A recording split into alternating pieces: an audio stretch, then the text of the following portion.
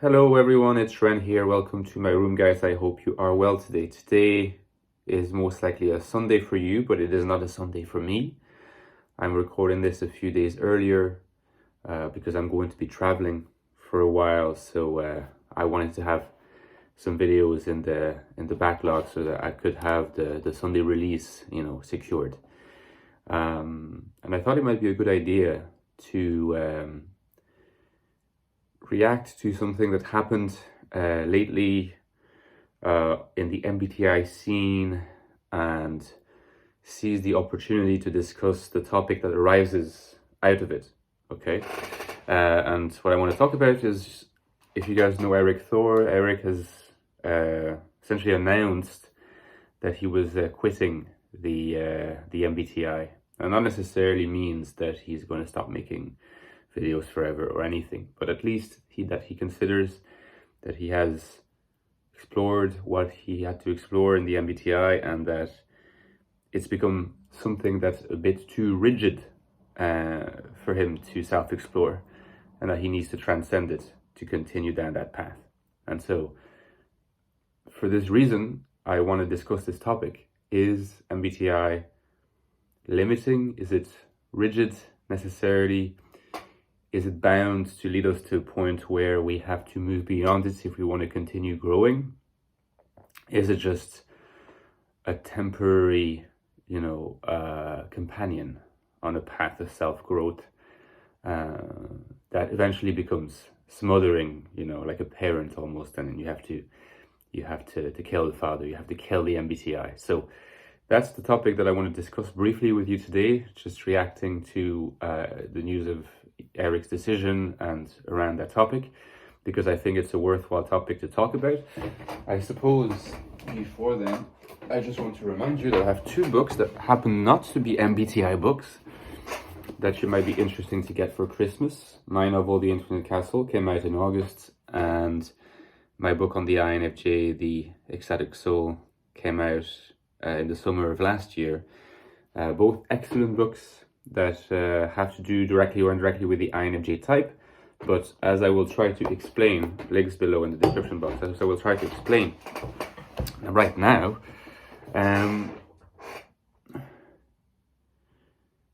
even though they refer, at least the Ecstatic Soul refers to the INFJ,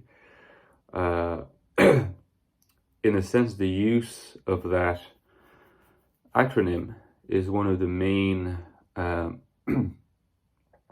tips of the hat to the MBTI system.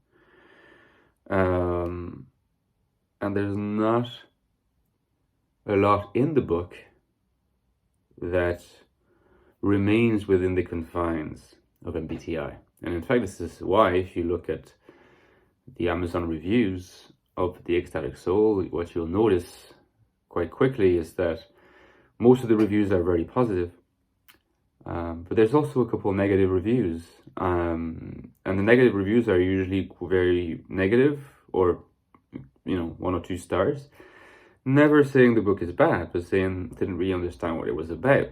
It's too abstract. It wasn't MBTI-esque enough. I mean, another critique was another type of critique that came back a few times. It was a bit too academic and not giving enough practical advice.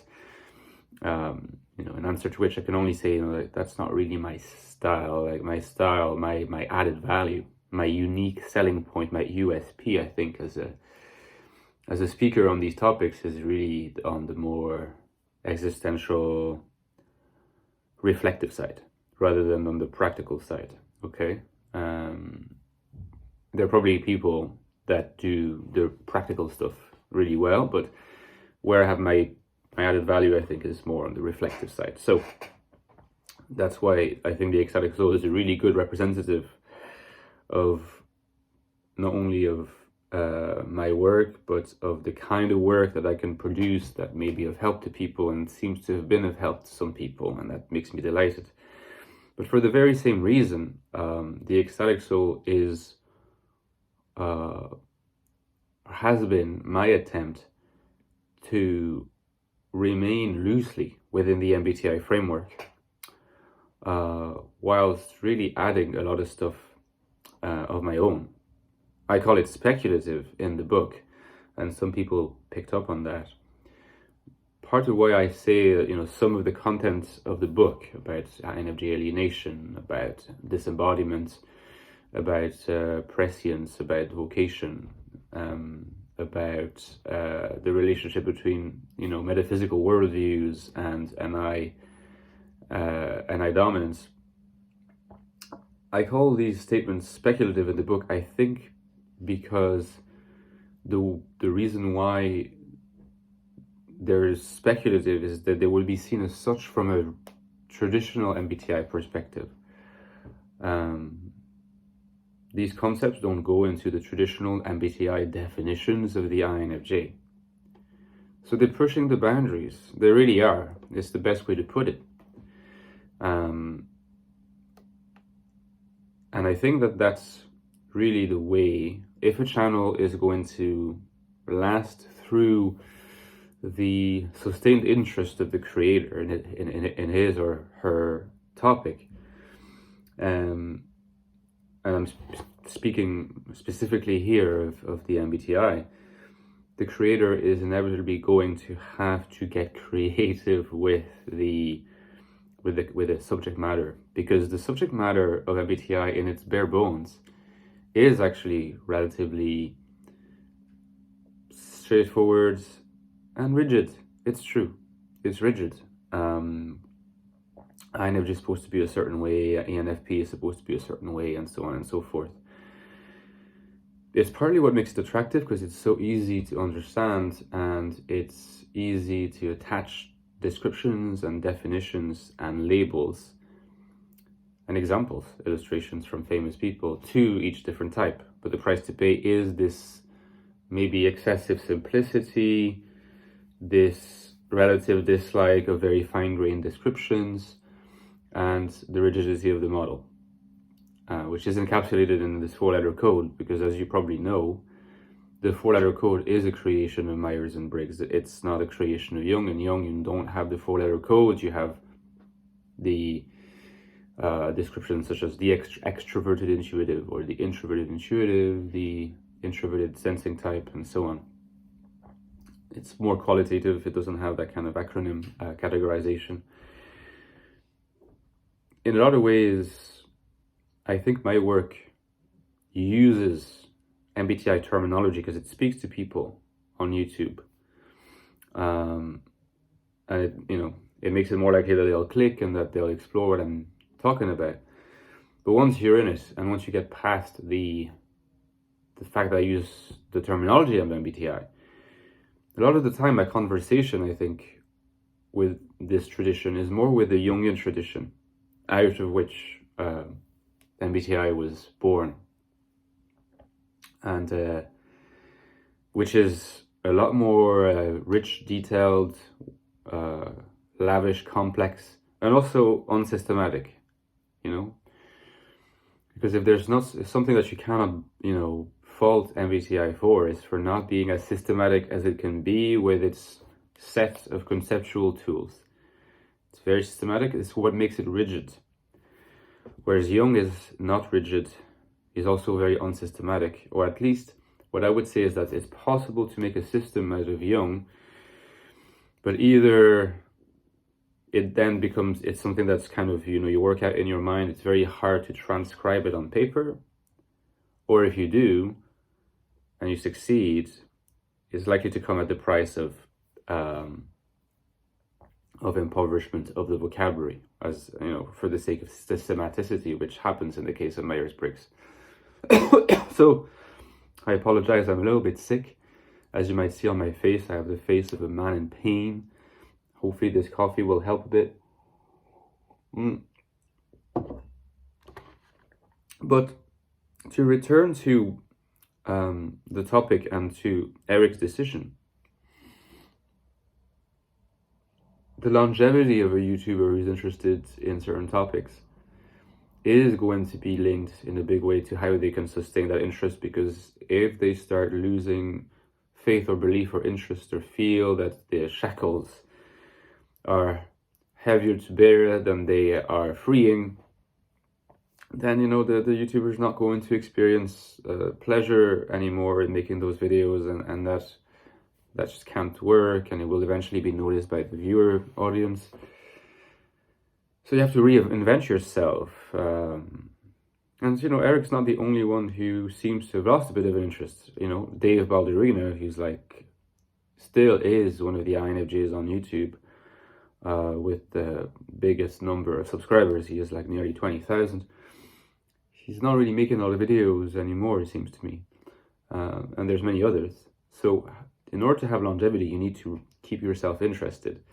And in order to keep yourself interested, if you are committed to the audience you already have, and you want to continue the conversation with them, want to remain within the same topic, a good way to, you know, remain interested in MBTI is to never really take MBTI as your base conversationalist in what you're saying, I think.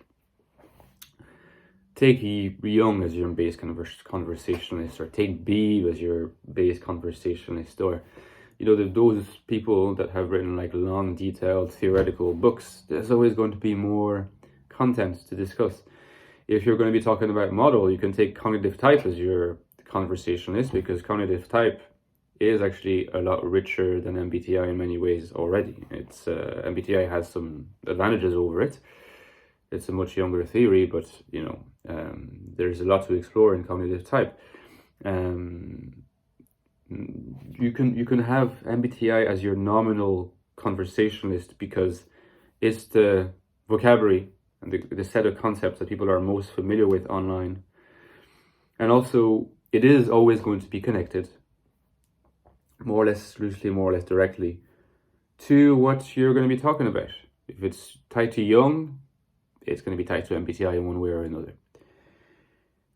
And you don't always have to remind people that you're not really talking about MBTI, you're doing your own thing. No, you're adding to the tradition of MBTI in some sense, because in order for something to not become so rigid that it just dies a slow death and then completely disappears and people never remember them, you know, those systems, people need to inject new things into them.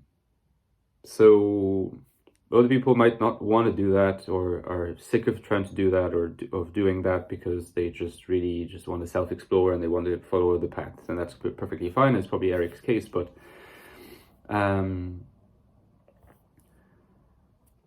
there's a reason.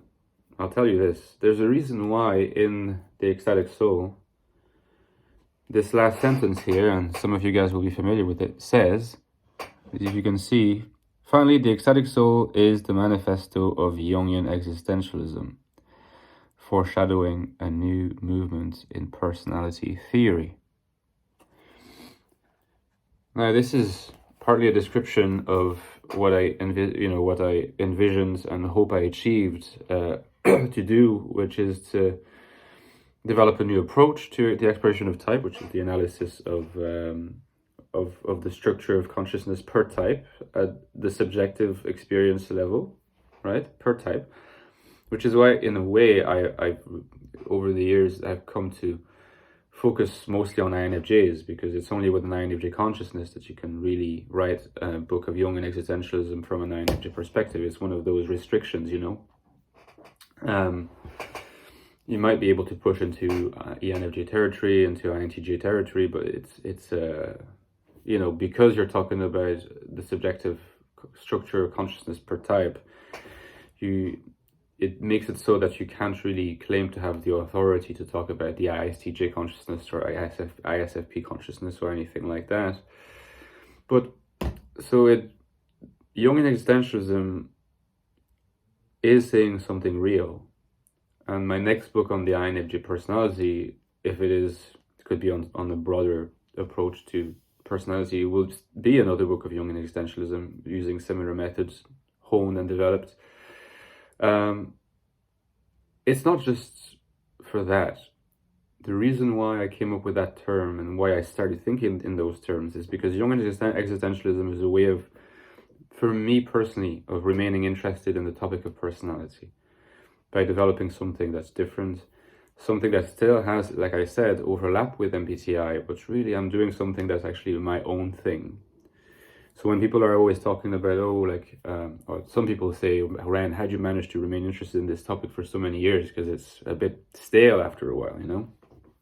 MBTI, in its bare bones, is what you can do within the galaxy of personality / MBTI topics with the vocabulary that people are familiar with, but you add a lot of vocabulary from, you know, say Jungian existentialism, well, then it's my own thing now.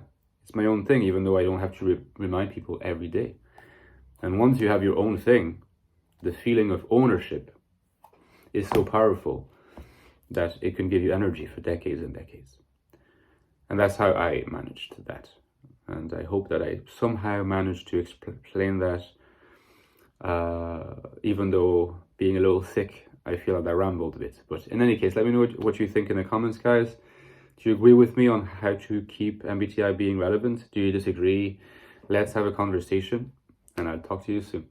Bye-bye. Oh yeah, don't forget my Patreon. If you want to suggest exclusive video content, you join my Patreon, and I shall be reacting to your questions. See ya.